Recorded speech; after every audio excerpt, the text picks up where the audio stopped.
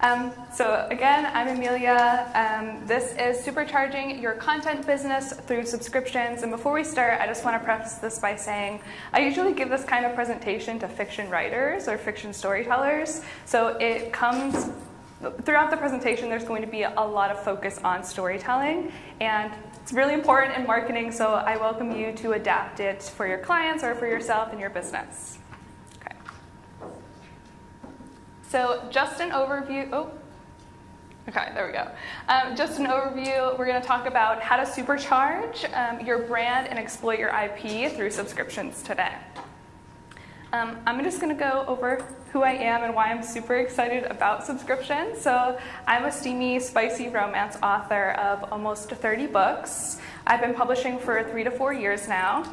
I started with subscriptions before I dove into publishing on Amazon, and my subscription business makes 6 figures per year, over 6 figures. I consistently have about 2,000 monthly subscribers across Patreon, Ream, and Shopify. I have 4 subscriptions that are currently launched, 1 for writing, 1 for a graphic novel, 2 for physical goods, and I'm launching 2 more this year, which are translations and audio. And I only say that because I want you guys to understand that you can do like literally anything with subscriptions, which is why I'm super excited about it. And I'm also the co-founder of Ream, which is a subscription platform for authors. So why subscriptions? Why should you join them? Why should you create one for yourself or your clients? There's a lot of different reasons, but I'm going to talk about 4 today.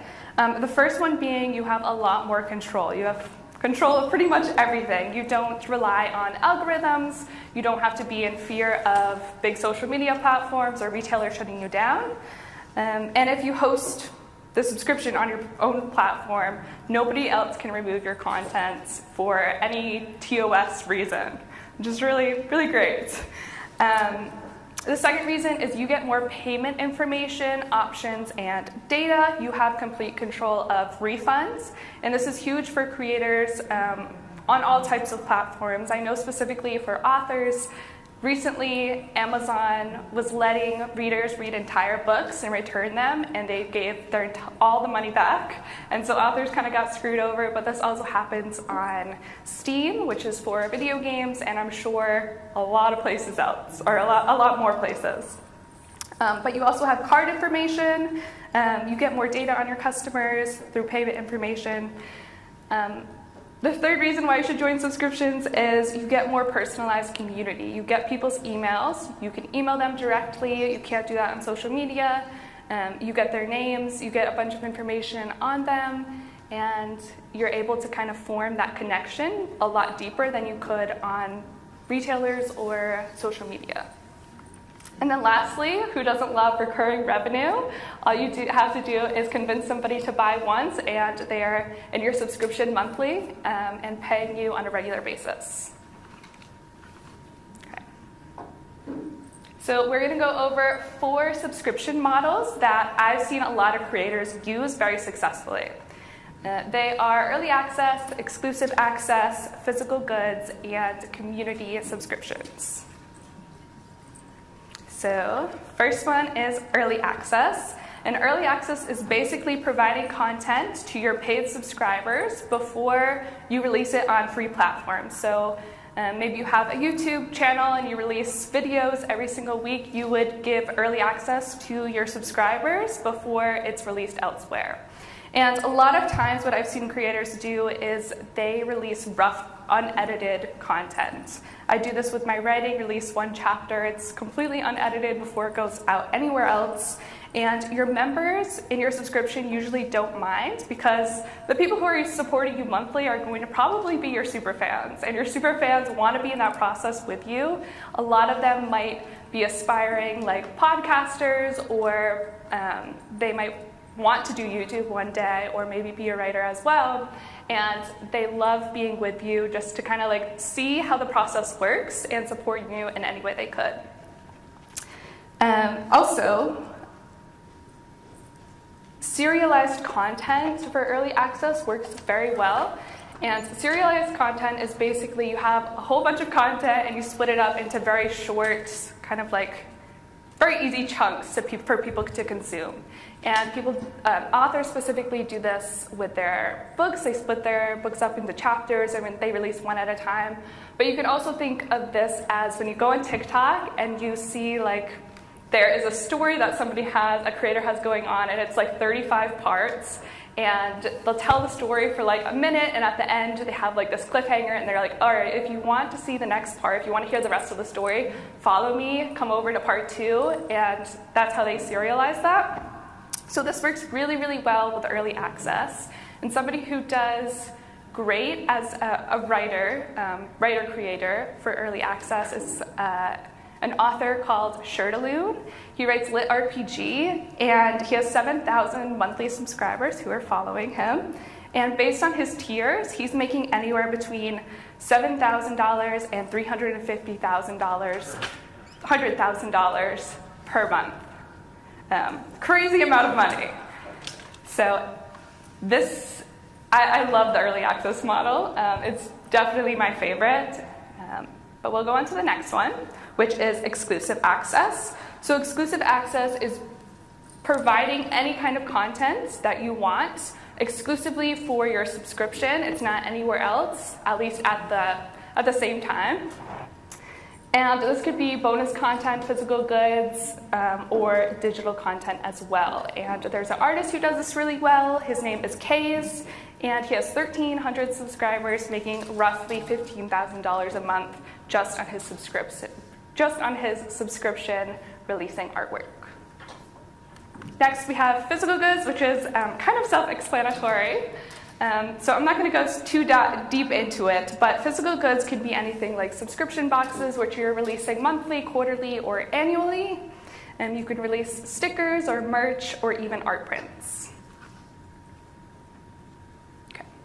Next, we have the fourth subscription model that I've seen creators do. This one's sort of newer, but we've had a bunch of presentations at CEX about fans and community, and it's really, really important with subscriptions as well. So a community-based subscription would look a lot like having events that are exclusive for your platform, video calls or chatting with your subscribers one-on-one or maybe in a big group setting. You can also give them voting power, so polls or surveys or even content requests. You might have a tier that's set at $500 a month, and in that specific tier, you can have your what part of your audience subscribes to it, or somebody in your audience subscribes to it, you can have them request a certain video or a certain podcast or topic that they want to see you create. And then also story immersion, I loop into this newer model, and story immersion is really important for storytelling creators and their audience as well, because stories are just like everywhere, and yeah, I'll just leave it at that. There's a lot of AI tools that you can use for story immersion, kind of like bringing your worlds to life, making your characters feel more real. And I won't get into AI because it's a whole other topic, but if you want to chat about it later, let me know. Okay. So for your subscription, you need to have a funnel into it. Just like you have a funnel into your newsletter, you need a funnel for most of your subscribers into your subscription. And you can do this in a variety of ways. This is an example of my funnel in my newsletter. So I have my chapter that I release serialized.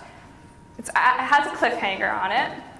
Usually after this, I would do a creator's note, which is basically like saying, hey everyone, I hope you love this chapter. Please let me know what you think of it. Do you think he's going to kiss her? What do you think this person's going to do? Stuff like that, just to kind of get them thinking and get them kind of immersed in your world. And then under that, you will have a direct link to your subscription. And something that's really important about your funnel, your funnels are going to be different depending on the content that you do. But what's most important and what's not different across all creators is you need to have content that's really high quality and that your customers or your audience doesn't want to put down. So I don't know what that looks like for everyone, It's going to depend on your brand and your story and your audience and how you have that relationship with them. But it's really important to figure out what that is for you and use it in your funnel to funnel people over. Okay. Next, we have tiers. So tiers are the level of access somebody has in your membership that they pay for, or for a select price. And once a customer or somebody in your audience joins a tier, they have access until they leave. Once they leave, they completely, for the most part, don't have access anymore, and they'll have to resubscribe to continue to receive that access. And when you're creating your tiers, you want to include your tier benefits. Obviously, you want your readers, your listeners, your viewers to know exactly what they're getting. Preferably very short, concise. You don't want the super long paragraph that nobody's going to read. So this could be, again, early access, exclusive access, art print, signed products, whatever you have in your subscription, put it there. Next, I would suggest to have multiple tiers in your subscription. You don't have to. Mostly physical goods, you don't need to have multiple tiers, but if you have anything digital, if you have a digital product, you should probably have more than one tier, starting with 3, and then you can work your way out. The only reason I say this is because you want your customers to have choices. If you wanted them to just come in at one price point, they can do that anywhere else you sell a product. If you sell a course, they can come in at that $300, $400, $500 mark. But if you have a variety of options, they can come in at any place. And typically for creators that I've worked with and I see, the price points go from $5 to $250, but that could be totally different depending on your business. Your starting mark might be at $500 per month, which is really good, really awesome for you. But the reason I say this is because I've had tiers that start at $5 and go to $150, and I have people subscribed at $150 per month for pretty much not that much difference with what they get for that tier. Okay. Next, you want to brand your tiers. So we were talking about, yesterday, Jesse Cole made a presentation on kind of fans first, and he has really, really strong branding, and that's exactly what you want to do when you're creating your subscription tiers. When you have the tier, you want to give it a name, make people feel like they're part of that community. So think of it as you're out in public at a shop, or you're grocery shopping, and you see somebody who has a shirt on that has a quote from your favorite movie or TV show, or even anime, and you instantly recognize it, and you instantly know what kind of person that person is. You kind of connect with them on a deeper level than if you just saw them with a different shirt on. But somebody else could come over and be like, what is that quote? It looks so stupid. I don't even understand what it means. But you have that instant connection with the person because you recognize it, and you recognize that you're part of the same community. And this is my tier, one of my tiers in my subscription, and I would bet that most people here don't know what a Redwood Girl Gang is.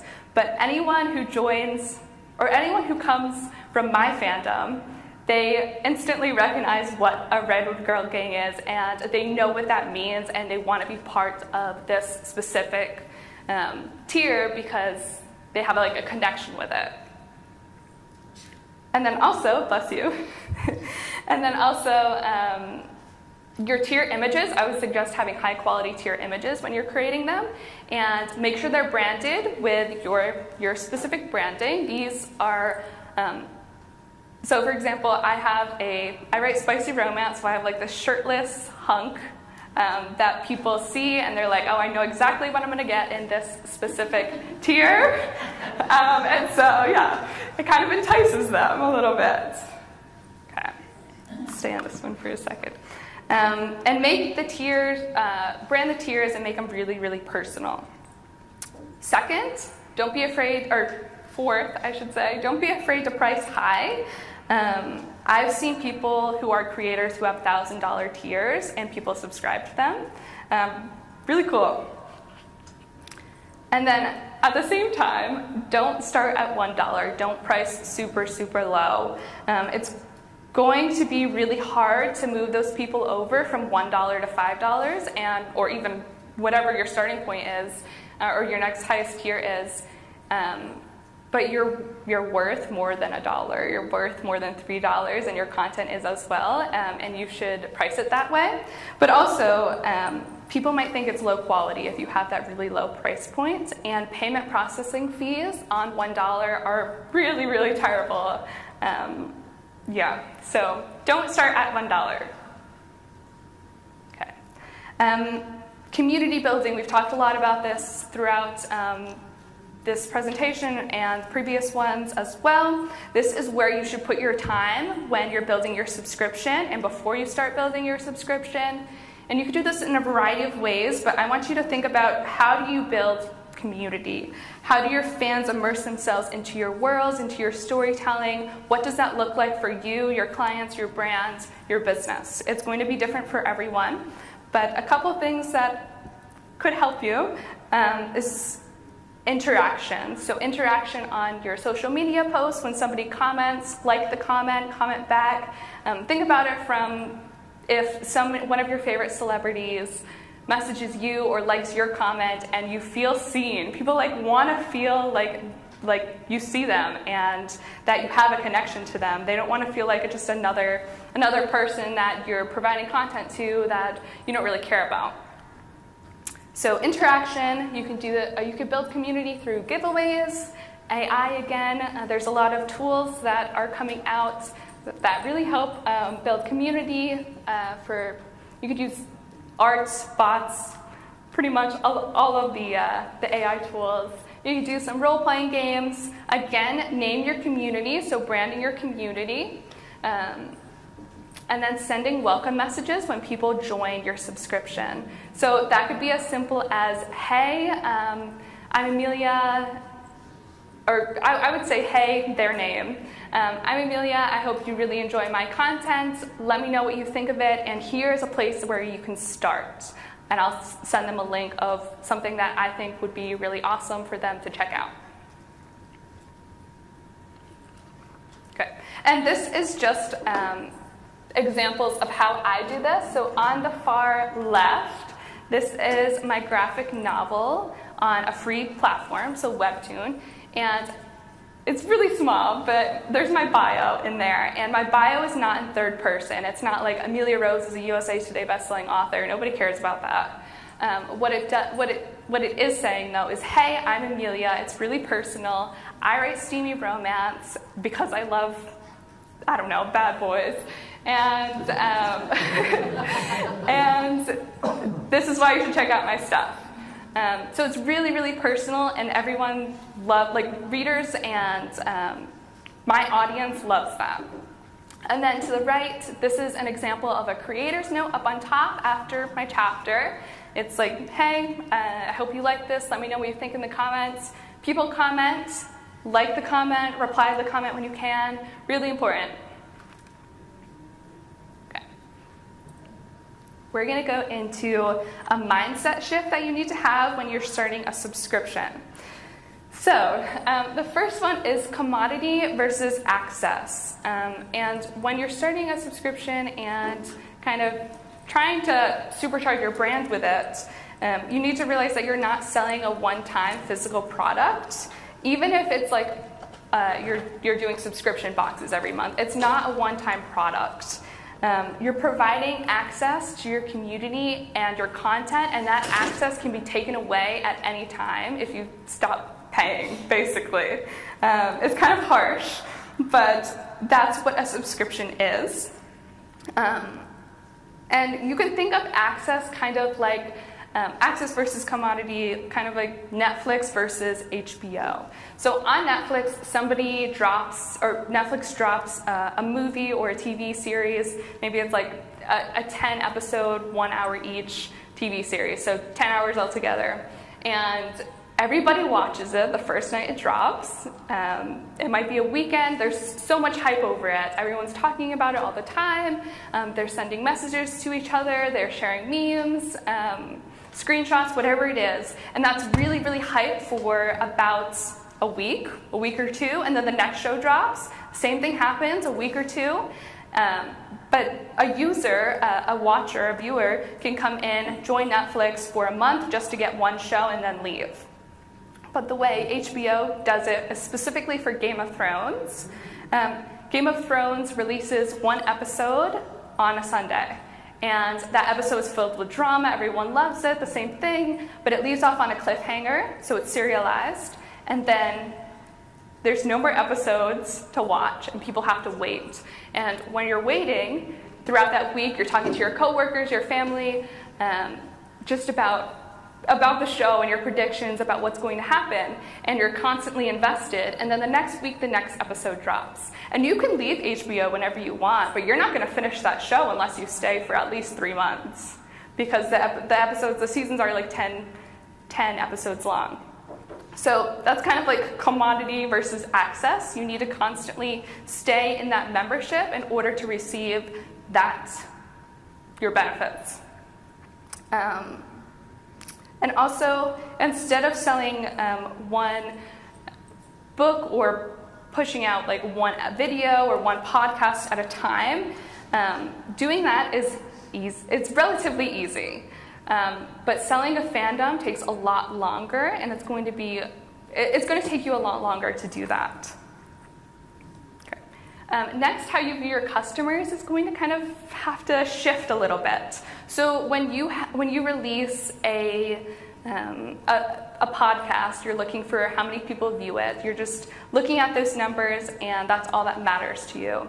When you release something physical on a retailer, all you care about is somebody buying it, and that person is basically how much money you're going to make. But in a subscription, you can't think of your superfans as money. Nobody wants to feel like I'm just money to a creator. Your audience wants to feel like you believe in them and you care about them, and they're not just somebody else who's just giving you money out of nowhere. So that's a shift that needs to happen. And then again, just coming back around, you're not going to get sales overnight. This is not a short-term game. It's more long-term. So some subscription launches matter, but most for creators, it's going to happen over a longer period of time. So your launches aren't as important as like drops for your merch. Additional ways to use subscriptions that I've done in the past. Testing products before you create them. This could be testing your videos before you put them out to YouTube, testing your podcasts before you put them out to Spotify, wherever you're releasing them. For me, as a writer, this is how it looks. Every single week, I release a really short story. It's 1,000 words long. I wrote one today. It takes an hour for me to do. And I release them consistently. And then when I'm ready to start writing a book, I will come to my readers and basically be like, out of all these short stories that I just wrote, which one do you want to see turn into a full-length novel? And they'll choose. I give them the option of votes. And whatever one they choose, that becomes, for me, and in my subscription, that becomes the next book that I write for them. And you could do this across, you could have like a video series. And anyway, you can adapt to this specific testing products before creating them. Next, we have product feedback. So again, if you're doing especially the early access model or maybe exclusive access for a period of time and then release it, the people in your subscription and your audience in your subscription, your members, they have already received your content and they already know how they feel about it. And so when you release it, you can, or before you release it, you can have them provide feedback to you. So for this specific example, I had a story that I wasn't really sure I liked, a chapter that I just wasn't into, and I asked for their feedback, and they happily gave it to me, as you can see. And then also your review team, they can act as your review team too, because like I just said, they also have received this product before. Okay. So some just best practices to end off this presentation with. Be consistent. Under-promise and over-deliver always. You don't want to promise that you're going to give your audience 20 podcast episodes when you only release one. That's going to break their trust, and they're going to leave your membership, and they might even leave you as a fan. And then always pivot. Don't be afraid of failure. You're going to make mistakes in your subscription and in your business. Just accept that you made a mistake, learn from it, and pivot in another direction that could possibly be more profitable for you or even more fun. And that's it. I'm always happy. We can do a Q&A now, but I'm always happy to chat afterwards about literally anything. We could talk about AI, book publishing, or subscriptions. But if anyone has any questions, I'd be happy to answer them.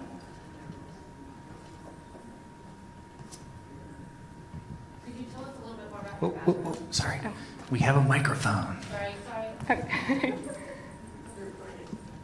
Yeah, sorry. I just want to know a little bit more about your background, how you got started writing, and how you got into this area. Yeah, so I started reading on a free platform called Wattpad.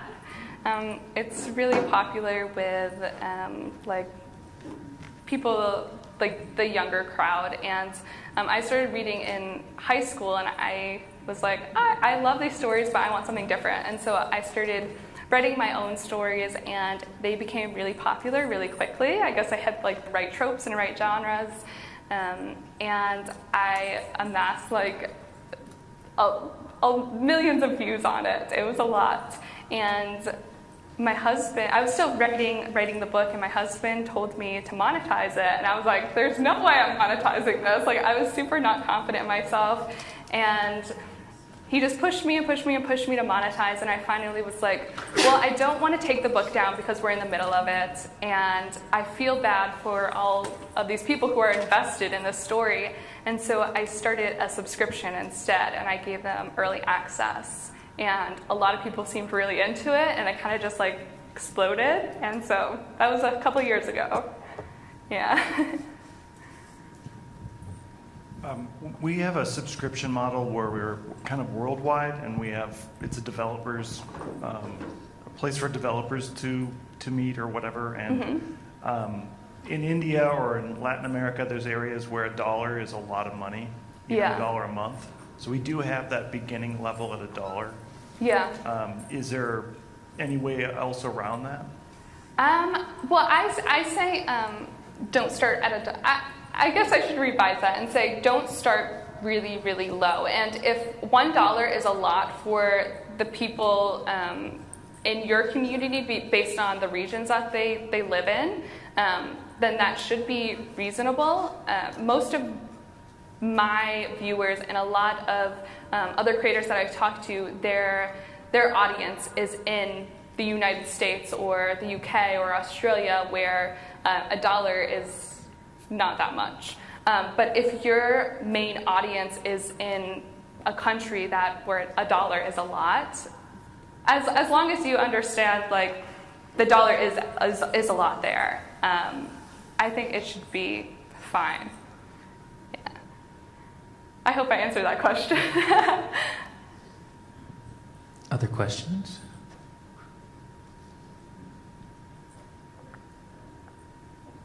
Yeah.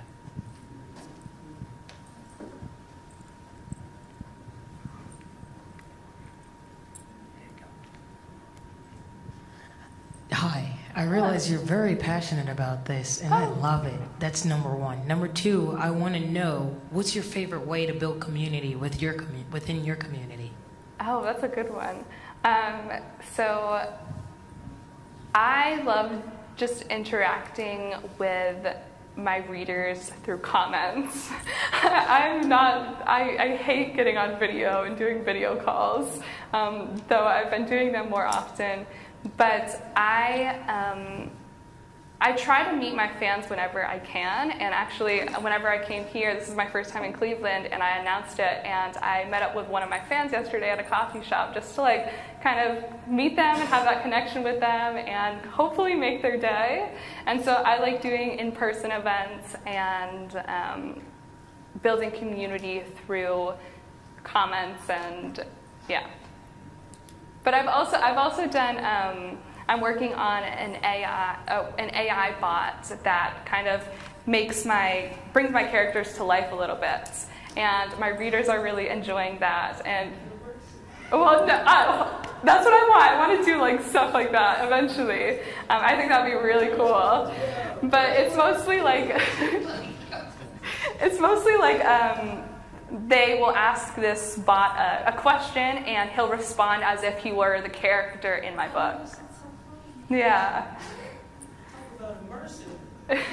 Yes, being super immersive.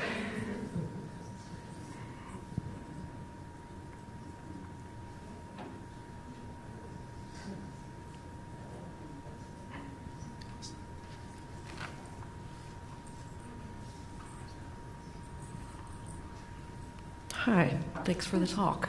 Can you talk a little bit more about Ream and Webtoon and some of these like random platforms and tools that I've never heard of before? Oh, yeah. You mentioned like what they are, what to use them for. Yeah. So Ream, I co-founded Ream with another author and my husband, and it's basically. Do you know what Patreon is? It's basically Patreon for fiction authors. It has an e-reader. Or nonfiction authors, just authors in general. It has an e-reader, and it makes reading a lot more seamless. There's no clicking around to different posts to find chapters. It's all just in one book. And there's a social e-reader on there, so people can go into the book and comment on each individual paragraph and react to it. So that's Ream. Yeah. Webtoon is a place where you post graphic novels or comics, usually in a serialized way. There's a lot of other tools to post comics. Wattpad, I mentioned. Wattpad is a serial writing platform. So it's all completely free, Webtoon and Wattpad. They do have some paid sections, but most creators are on there for the free audience because it's huge.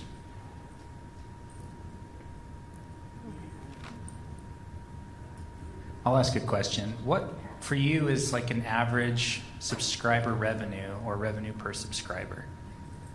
That's interesting. For me, my average has increased since moving over from. I'm currently moving my subscribers from Patreon to Ream right now, and it has increased as it's gone over. But the average is about $9 per month for each of my subscribers.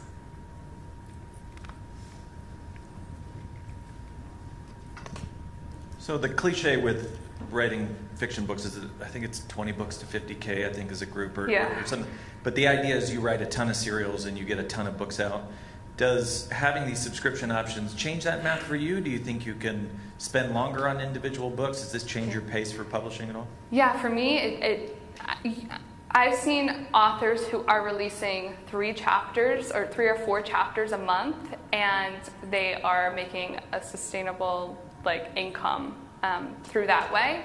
And yes, 20 books to 50K is all about writing really fast and getting a lot of books out, but with a subscription model. And I think some more or newer models that are appearing in the fiction publishing world, you don't have to do that anymore.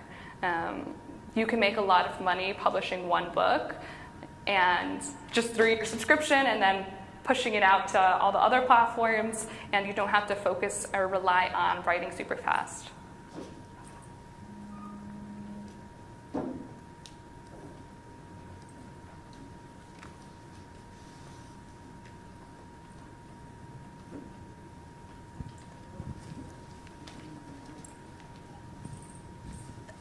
For those of us who don't do fiction, Yeah. what principles from fiction could we apply to nonfiction, to business writing, to whatever other types of nonfiction we might be doing here? Do you mean in the subscription world, or just? So I don't know. So yes, but I think when you look at a lot of the business content out there right now talks about storytelling, right? Yes. Yeah. Everybody's saying, that you should be and I mean, it's one of the little things you can put on your badge here. This great. I think a lot of people throw that word around a lot. Yeah. You actually know how to tell stories. Yeah. So how would I incorporate storytelling into building subscribers if I'm selling a sales course or if I'm, doing a YouTube channel or, whatever? Yeah, so I don't do many nonfiction stuff, so just bear with me. So what I would say is you should make your buyer, your customer, your audience, the main character. So think of them as if they were in this story, and it could be like, I don't know, it depends on how you want to, what story you want to create around your brand. But if you had, so I'll give an example of what I plan to do when I get into other avenues So later on this year, I plan on releasing or launching a lipstick brand based off of my books. So in my books, there is somebody who launches a lipstick brand, and alongside of me publishing it, I'm going to create the brand as well in the real life. And so how I plan on storytelling or marketing that is my character has a backstory that's kind of sad, and so I'm going to have my characters kind of tell that story through the lipstick line. So there's going to be multiple lipsticks. Each lipstick is going to be named after another character in this world, and each newsletter I'm going to drop a little bit about that character and their story and get people interested in why this lipstick brand formed, even though it's not my specific story. It's a story that people can get invested in. But you can do that through if you have a story of why you created a specific course or why you have a specific business newsletter going on, maybe you are, I don't know, I'm just a student, I'm just creating an example now. So maybe you're a single mom and you're trying to create a business, but you couldn't find any business help for single moms, and so you create this brand and this course around helping single moms create a really awesome business. And so when you storytell, you would tell exactly what your story is, and those long nights where you're researching endlessly and not being able to actually find any information that was helpful for you, and that's why you're creating that brand. Does that make sense? Okay. Sorry. Awesome. Let's everybody give a round of applause to Emilia. Thank you so much